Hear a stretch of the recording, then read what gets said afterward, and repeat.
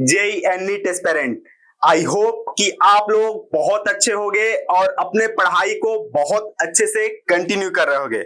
मुझे उम्मीद है कि ये टाइम आपका प्रैक्टिस टाइम है, तो आप लोग बहुत अच्छे से प्रैक्टिस कर रहे होंगे। मैं राहुल पटेल, आपका फिजिक्स टीचर। जैसा कि आपको पता है, हम लोग यहाँ पे जेईई मेन के प्रीवियस ईयर के क्वेश्चन को चैप्टर वाइज सॉल्व करा रहे हैं। तो हम लोगों ने अभी पहले क्या करा है, जनवरी अटेम्प्ट के 2025 के जनवरी अटेम्प्ट के क्वेश्चन को सॉल्व करा रहे हैं। इसमें हम लोगों ने बहुत सारे टॉपिक को ऑलरेडी कवर कर लिया है। तो जिन बच्चों ने वो सभी वीडियोज नहीं देखा है, तो वो जाके यूट्यूब प्लेलिस्ट में से उन्हें अवेल कर सकते हैं। आज का हमारा जो टॉपिक होने वाला है वो अगेन है क्या, एरर एनालिसिस। ठीक है, एरर एनालिसिस। इसके पहले हम लोगों ने यूनिट डायमेंशन के देख लिए हैं, और फिर केटीजी थर्मो, फिर फ्लूइड के, फिर उसके बाद मटेरियल प्रॉपर्टी ऑफ सॉलिड्स, ये सभी हैं, सभी के हम लोगों ने कवर कर लिया है। ठीक है, तो मुझे उम्मीद है कि आप लोग मेरे साथ बहुत अच्छे से प्रैक्टिस कर रहे होंगे। चलिए हम आज का पहला क्वेश्चन स्टार्ट करते हैं, जो कि 22 जनवरी को सिर्फ 2 में पूछा गया था, और बहुत इजी सा क्वेश्चन। और मैं बता दूं आपको फिर से कि ये जो है वीडियो, ये नीट वाले बच्चों के लिए भी बहुत ज्यादा हेल्पफुल है, क्योंकि नीट में बहुत सारे जेईई मेन के पीवाईक्यू ही पूछे गए हैं। ठीक है, या उससे मिलता जुलता चीजें पूछा गया है। तो आप लोग एंड तक वीडियो को, पहले आप क्वेश्चन को वीडियो देखो, उसके बाद पॉज करके खुद ट्राई करो, उसके बाद फिर कंटिन्यू करो। ठीक है, तो मुझे उम्मीद है कि आपने इसको ट्राई कर लिया होगा, है ना। चलिए स्टार्ट करते हैं। बहुत इजी सा क्वेश्चन है, और मुझे उम्मीद है कि आप लोग इसको सॉल्व भी कर लिए होंगे, है ना। इससे इजी क्वेश्चन हो नहीं सकता। ओके, चलिए देखते हैं क्या है।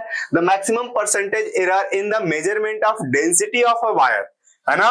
वायर की डेंसिटी बच्चों, तो वायर जनरली किस शेप का होता है, सिलेंड्रिकल शेप का, है ना। तो हम मान लेते हैं कि वो जो सिलेंडर है उसका लेंथ जो है h है, और उसका जो क्रॉस सेक्शनल एरिया का रेडियस है वो r है। ठीक है, तो आपसे मैक्सिमम एरर इन डेंसिटी पूछा है, तो डेंसिटी हम लिख सकते हैं क्या, मास अपॉन वॉल्यूम।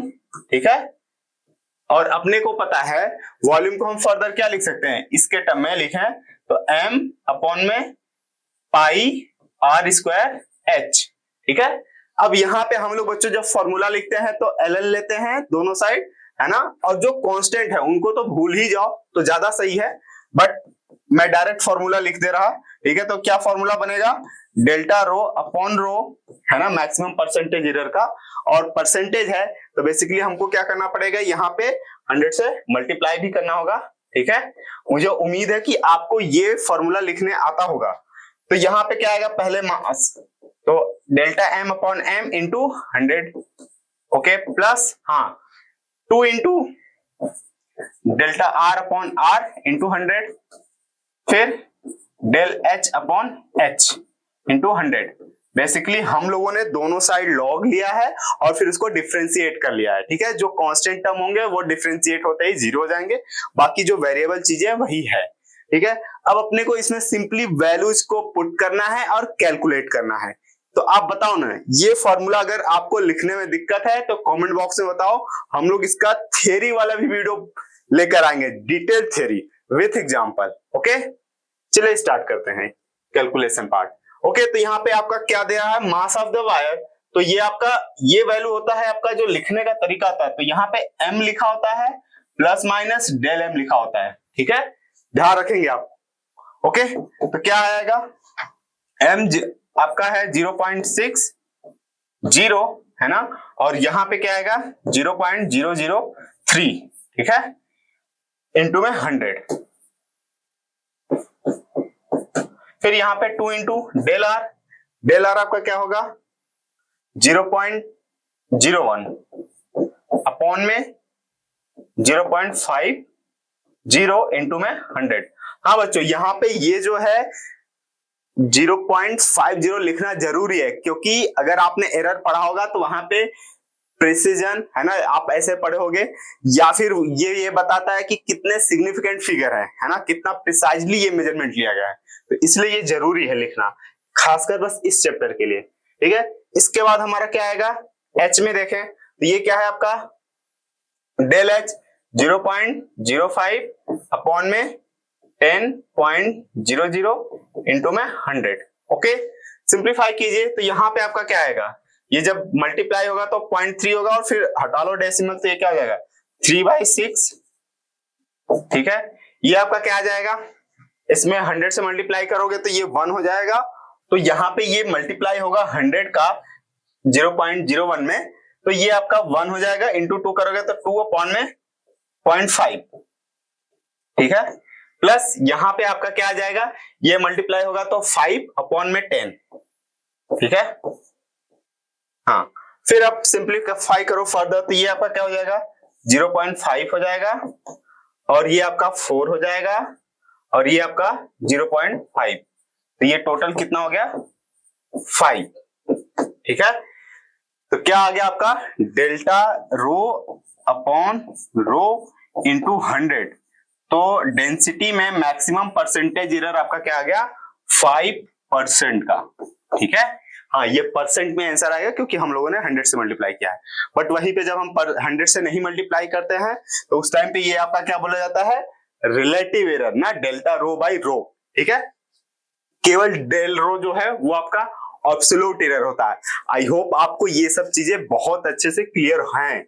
ओके, फिर से यहाँ पे हमारा 23 जनवरी को पूछा गया था question, 2 particle are located at equal distance from origin.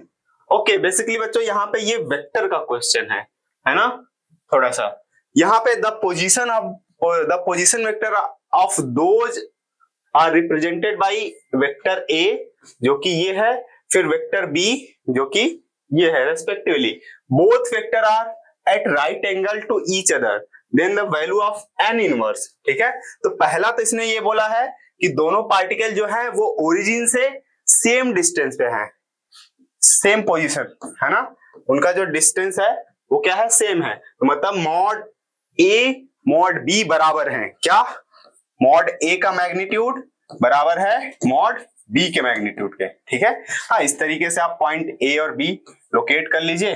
ठीक है, इसका जो पोजीशन वेक्टर का लेंथ है, इसका जो पोजीशन वेक्टर का लेंथ है वो सेम है। ठीक है, और दूसरा ये कह रहा है कि ये दोनों एक दूसरे से परपेंडिकुलर भी है। ठीक है, अगर ये दोनों वेक्टर एक दूसरे के परपेंडिकुलर है तो बेसिकली ये थोड़ा सा ऐसे बनाते हैं, है ना, यहां पे ले लेते हैं, वेक्टर ए आपका ये हो जाएगा, वेक्टर बी ये हो जाएगा। ठीक है, और ये एक दूसरे से परपेंडिकुलर है और इनका जो मॉड है वो सेम है। ठीक है, चलिए तो यहाँ पे हम सॉल्व करते हैं इसको, तो एक कंडीशन तो आपका ये है, तो मैग्नीट्यूड ऑफ दिस बराबर मैग्नीट्यूड ऑफ दिस, तो मैग्नीट्यूड आप निकालना जानते हो वेक्टर के, क्या होता है अंडर रूट में होता है ना, अंडर रूट में ax square plus ay square plus az square, उसी तरीके से अंडर रूट में bx square by square plus bz square. ठीक है, तो सॉल्व कीजिए रूट का, ये क्या हो जाएगा 2 का स्क्वायर है ना, 4 प्लस 3n का स्क्वायर तो 9n स्क्वायर। ठीक है, प्लस 4 है ना, बराबर है फिर से अंडर रूट में 2 का स्क्वायर 4, फिर यहाँ पे 2j 4, फिर 16p का स्क्वायर हो गया, रूट हटेगा और फिर 4 से 4 कट जाएगा बच्चों, यहाँ पे क्या आ जाएगा आपका 9n स्क्वायर बराबर आपका आ जाएगा 16p स्क्वायर। ठीक है, अपने को n इनवर्स चाहिए तो इसका मतलब हमको p यहां से निकालना पड़ेगा, तो p जो आपका आएगा वो आएगा रूट का प्लस माइनस रूट का 9 अपॉन 16 n स्क्वायर। ठीक है, जो कि आ जाएगा हमारा 3/4 n। ठीक है, p की वैल्यू आ गई है ना, और फिर दूसरा इसने कंडीशन दे रखा कि ये दोनों वेक्टर परपेंडिकुलर हैं, तो हम लोगों ने बहुत पहले पढ़ा होगा जब वेक्टर पढ़े होंगे तो कि अगर दो वेक्टर परपेंडिकुलर है तो वो उनका डॉट प्रोडक्ट 0 होता है। ठीक है, तो याद आ रहा। ठीक है, तो इनका डॉट प्रोडक्ट सिंपली आई का आई में, जे का जे में एंड के का के में, तो कितना आ जाएगा देखो आप, तो 2 जा 4 हो जाएगा है ना, फिर 3n इंटू में 2j तो ये आपका आ जाएगा माइनस का 6n हो जाएगा। ठीक है, यहाँ पे फिर 4p है और यहाँ पे 2k है, तो ये क्या आ जाएगा प्लस का 8p बराबर 0। ठीक है, यहां से हमने p की वैल्यू निकाला था तो p की वैल्यू वहां रखते हैं। क्या आ जाएगा आपका, और 6n को उधर ले लेते हैं, ये 4 प्लस 8 p की वैल्यू आपका, एक बार आप प्लस 3/4 रख के देख लो, एक बार माइनस, क्योंकि यहाँ पे दोनों वैल्यूज हैं तो पॉसिबिलिटी है कि दोनों वाल इक्वेशन सॉल्व हो रहा होगा, है ना। तो अभी आप देखते हैं हम क्या प्लस रख के, तो ये क्या आ जाएगा 3/4, है ना, तो ये क्या आ जाएगा 2 और n, तो ये कितना आ गया 6n, है ना, 4 प्लस 6n और ये बराबर 6n के, तो ये तो कट जाएगा, तब तो ये तो आपका क्या ट्रिवियल, है ना, ये वाला तो आंसर एक्सेप्टेबल नहीं होगा। इसका मतलब हमको क्या लेना पड़ेगा, माइनस वाला लेना पड़ेगा। तो आप देखोगे बच्चों यहाँ पे जब माइनस रखोगे तो बाकी चीजें तो सही है, बस ये माइनस में आएगा, क्या आएगा यहाँ पे आपका आएगा 4 प्लस जो आया था यहाँ पे, अब ये माइनस में आएगा, तो 6n बराबर 6n, तो ये उधर चला जाएगा, कितना आ जाएगा 12n, तो n बराबर आपका क्या आ गया 4/12, दैट इज 1/3। और अपने से पूछा है क्या है n इनवर्स मतलब कि 1/n की वैल्यू ना, तो यहां से ये 1/n की वैल्यू क्या आ जाएगा 1/n मतलब कि 3 आ जाएगा, तो आंसर क्या फिल करना होगा हमको यहाँ पे 3, ठीक है। तो मुझे उम्मीद है कि ये क्वेश्चन बहुत सही था, बस थोड़ा सा आप कह सकते हो कि कैलकुलेशन ज्यादा था, है ना, और कैलकुलेशन में तो आप लोग माहिर हो ही, है ना। चले नेक्स्ट आपका फिर से 23 जनवरी को एक क्वेश्चन आया है, the energy of a system is given as E of t equal alpha cube into e to the power minus beta t, ठीक है, where t is the time and beta is the 0.3 second inverse, है ना। हाँ, basically आपको exponent में जो होता है वो डायमेंशनलेस क्वांटिटी होती है ना, इसीलिए the error in the measurement of alpha and t are इतना एंड इतना respectively at t equal 5 second maximum percentage error. Okay, again हमको यहाँ पे e का वैल्यू दे रखा है, ठीक है, e ऑफ t है, मैं डायरेक्ट e लिख रहा, तो वो आपका क्या है अल्फा टू द पावर 3 और फिर e to the power minus का बीटा इंटू t। फिर से काम वही करना होता है, ln लीजिए, है ना, log ln e आपका क्या आ जाएगा, यहाँ पे दो टर्म बनेंगे, इतना प्लस इतना, तो ये आपका 3 ln अल्फा आ जाएगा, यहाँ पे क्या आ जाएगा माइनस का बीटा टी और ln आपका हट जाएगा, है ना, ln e, तो ln e आपका 1 हो जाएगा वैल्यू, ठीक है, यहाँ पे 1। ओके, फिर आप डिफरेंशिएट करोगे यहाँ पे चीजों को, है ना, पार्शियल डिफरेंशिएशन, तो ये क्या आ जाएगा डेल e अपॉन e, हमको परसेंटेज एरर चाहिए तो हमको e से 100 से मल्टीप्लाई भी करना होगा, ठीक है। यहाँ पे क्या आ जाएगा 3 डेल्टा अल्फा अपॉन में अल्फा इंटू में 100। ओके, अब अपने को यहाँ पे मैक्सिमम परसेंटेज एरर चाहिए, तो ये आपका प्लस हो जाएगा, है ना। तो अभी आपका फिर यहाँ पे बीटा तो ऐसा ही रहेगा, फिर t को डिफरेंशिएट करोगे t के रिस्पेक्ट में तो वो 1 हो जाएगा इंटू डेल्टा टी, यहाँ पे क्या आ जाएगा आपका डेल्टा टी, ठीक है। ओके, चलिए अपने को percentage error in alpha and T दिया है, मतलब कि हमको क्या दे रखा है, ध्यान से समझिए, तो alpha del alpha upon alpha into 100 की वैल्यू दे रखा है, ये वो कितना है 1.2%। ओके, फिर दूसरा हमको delta T upon T into 100 का वैल्यू दे रखा है, वो कितना है 1.6, है ना, बट अपने को तो यहाँ पे डेल्टा टी है, तो हम क्या करें टी से मल्टीप्लाई डिवाइड कर ले, ठीक है, टी से मल्टीप्लाई डिवाइड कर ले तो ये हो गया, फिर इंटू में 100 कर दे तो ये परसेंटेज एरर मिल गया हमको, है ना, ये आपका क्या मिल गया, ये आपका परसेंटेज वाला मिल गया टर्म, है ना, और इंटू में टी रहेगा, ये आपका टी रहेगा, ठीक है। चलिए वैल्यूज रखते हैं, तो ये 3 इंटू अल्फा में परसेंटेज एरर कितना है 1.2 प्लस बीटा जो कि 0.3 दे रखा है इंटू में ये परसेंटेज एरर इन टी वो दे रखा है 1.6% इंटू में टी आएगा, और हमको बोला है कि एट टी इक्वल 5 सेकेंड पे रखना है, तो इसका मतलब यहाँ पे जो टी बच गया उसमें क्या रखना है 5, टी इक्वल क्या लेना होगा 5 सेकेंड। ओके, सिंप्लीफाई करते हैं तो ये कितना आ जाएगा आपका 3.6 प्लस यहाँ पे ये 0.8 आपका ये हो जाएगा, है ना, फिर ये 3, ये आपका 2.4 आ जाएगा, है ना, हाँ ये आपका 8 आ जाएगा और इंटू में ये 0.3, ये टोटल कितना हो गया आपका 6%। ओके, तो जो आपका delta E by E that is percentage error in E है ना, ये आपका आ गया 6%। चलिए ऑप्शन फर्स्ट आपका करेक्ट रहेगा।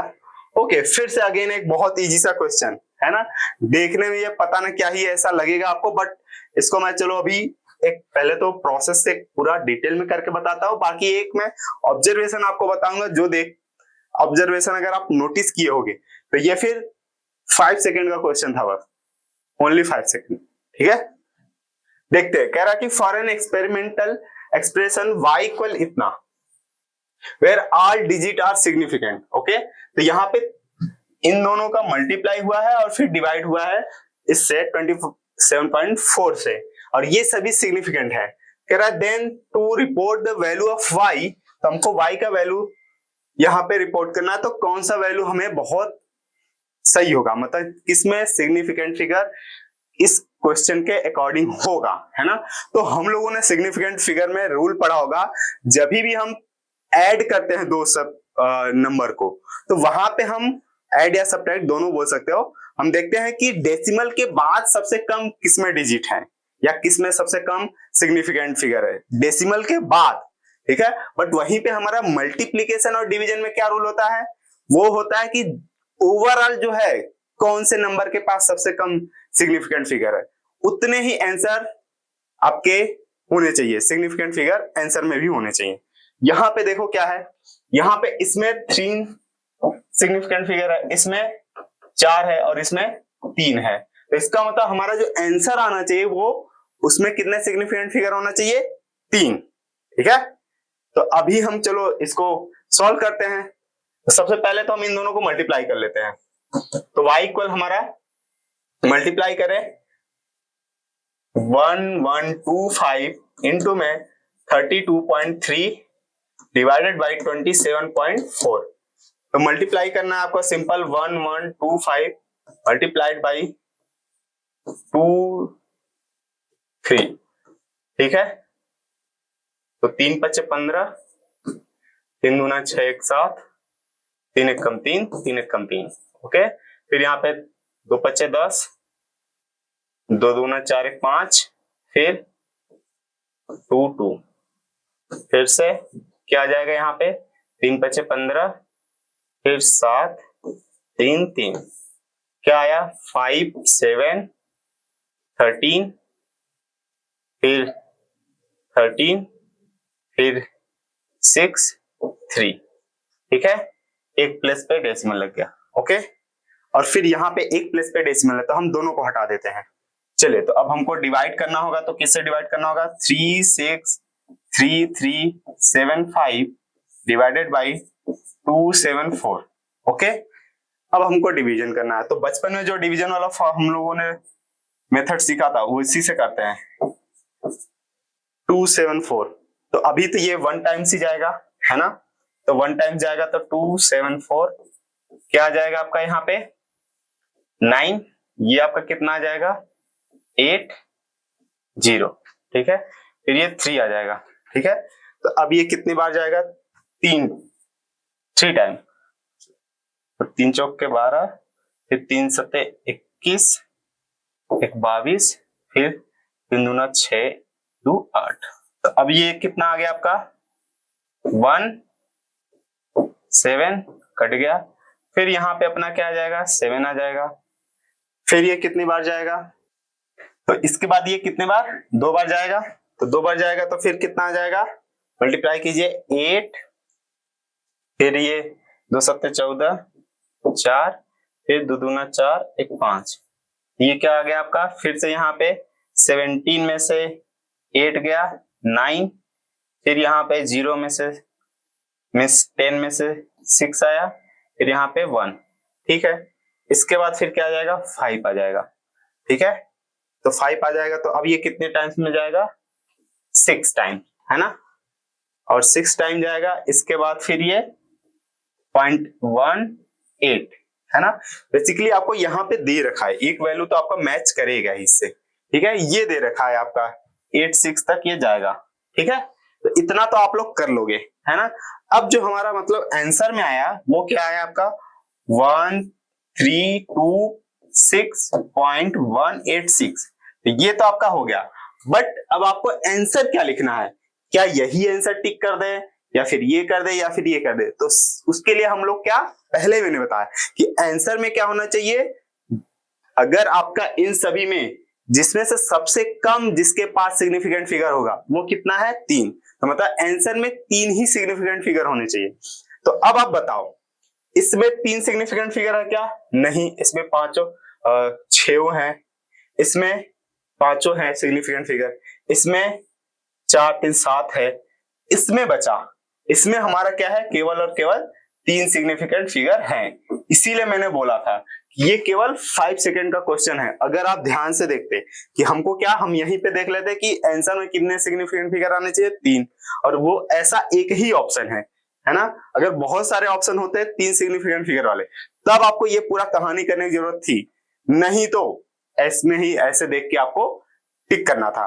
बट मुझे उम्मीद है कि हमारे बच्चे अब एग्जैक्ट मेथड भी जानते हैं क्या करना है। बाकी ऐसा अगर ट्रिकी आया ऑब्जर्वेशन बेस्ड तो आप ऑब्जर्व करके भी बता सकते हो। ओके, ठीक है, चलिए नेक्स्ट क्वेश्चन देखते हैं। हाँ, फिर से एक बहुत इजी सा क्वेश्चन अगेन, क्या है, a physical quantity Q is related to 4 observable ABCD as follows, है ना। Q एक क्वांटिटी है जो कि बाकी 4 क्वांटिटी पे डिपेंड करता है, जो AB⁴ डिवाइडेड बाय CD, ठीक है। तो आपसे पूछा है कि जो मैक्सिमम परसेंटेज एरर है Q में वो x/1000 है और आपको x की वैल्यू बताना है। तो हमको पता है इसका फॉर्मूला लिखने जाएंगे तो कैसे लिखेंगे, परसेंटेज एरर वाला ΔQ/Q इंटू में 100 हो गया, A आएगा क्या, ΔA/A इंटू में 100, ठीक है sir, into 4 ΔB/B into 100, okay, फिर plus ΔC/C into 100 plus ΔD/D into 100। ये तो हो गया आपका फॉर्मूला, है ना, परसेंटेज एरर इन Q का। ओके, वैल्यूज रखिए, तो वैल्यूज रखेंगे तो ΔQ/Q जो इंटू 100, वो आपका क्या है, यहाँ पे वैल्यूज रखिए। फिर से A का आपका वैल्यू ये है, मैंने बताया था ये आपका A होगा और प्लस माइनस ये आपका क्या होगा ΔA, ठीक है। तो आपका 3/60 इंटू 100, ओके, फिर से क्या आ जाएगा 4 इंटू में 0.1/20 इंटू 100, फिर से प्लस, इसके बाद फिर क्या आ जाएगा, इसके बाद आपका आ जाएगा ΔC कहां पे है, यहाँ पे 0.2/40 इंटू 100 प्लस ΔD ये है 0.1/50 इंटू 100। चलिए सिंप्लीफाई कीजिए, तो सिंप्लीफाई करेंगे तो क्या आएगा, 1 0 तो ऐसा ही कट रहा है, फिर ये कितना आ जाएगा 2 और फिर 2 5 10, तो ये आपका आ गया 5, फिर यहाँ पे 1 0 तो ऐसे गया और फिर ये मल्टीप्लाई होके कितना हो जाएगा 1 हो जाएगा और फिर 2 2 4, तो ये आपका क्या आ जाएगा प्लस का 2। ओके, यहां तक सही है। फिर से यहाँ 1 0 गया, ये 0 गया, फिर ये 2 हो जाएगा, फिर ये डिवाइड होके 1/2 दैट इज 0.5। ओके, फिर ये आपका कटा, फिर ये 1/5 हो जाएगा, 1/5 मतलब कि 0.2 हो गया ये, तो ये कितना हो गया आपका 7 हो गया और ये 0.7, तो 7.7 आपका क्या आ गया ये वैल्यू, ठीक है, जो कि ये एरर है पूरा। और इसको इसने बोला है ΔQ/Q इंटू 100 का जो वैल्यू है इसने दे रखा है क्या, x/1000 दे रखा है, ठीक है, ये, ठीक है। तो अब आप x की वैल्यू पूछा है इसने, तो x की वैल्यू पूछा है तो आप मल्टीप्लाई कर दो, तो ये क्या हो जाएगा 7 7 फिर 2 0, तो ये तो आपका आ गया, ठीक है। बट एनटीए वालों ने आंसर क्या दे रखा है इसका, केवल 77। अब पता नहीं कैसे दे रखा है इन्होंने, ठीक है, तो ये तो आप वही जाने।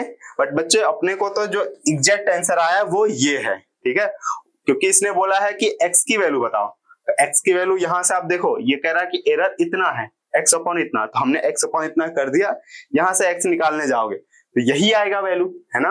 एक डेसिमल हटा, बाकी 2 जीरो बचा रह गया, तो x की वैल्यू तो आपका आया क्या 7700, बट इन्होंने 77 केवल दे रखा था। तो कोई नहीं, ठीक है, एनटीए वाले एक दो चमत्कार करते रहते हैं। हाँ, ये एनटीए का आंसर है, बट एग्जैक्ट आंसर ये रहेगा। तो मुझे उम्मीद है कि जो मैंने एरर के जो 5 क्वेश्चन आए थे, बेसिकली उसमें से एक वेक्टर का क्वेश्चन था, तो अभी तो आपको बहुत अच्छे से क्लियर हो गया होगा, ठीक है। बट फिर भी अगर डाउट होगा तो आप मुझे कमेंट बॉक्स में बता सकते हो, और अगर इसके अलावा भी आपके किसी एक टॉपिक से रिलेटेड अगर आपको डाउट है या कोई भी आपके डाउट क्लियर नहीं हो रहा, तो आप मुझे वो भी कमेंट बॉक्स में बता सकते हो। हम लोग बच्चों मिलेंगे आपसे नेक्स्ट वीडियो में। हम लोग इसी तरीके से आपको chapter wise video solution provide करते रहेंगे। तो आई होप कि वीडियो पसंद आया होगा आपको, तो आप इस वीडियो को लाइक करो, चैनल को सब्सक्राइब करो। Okay, thank you so much and bye bye.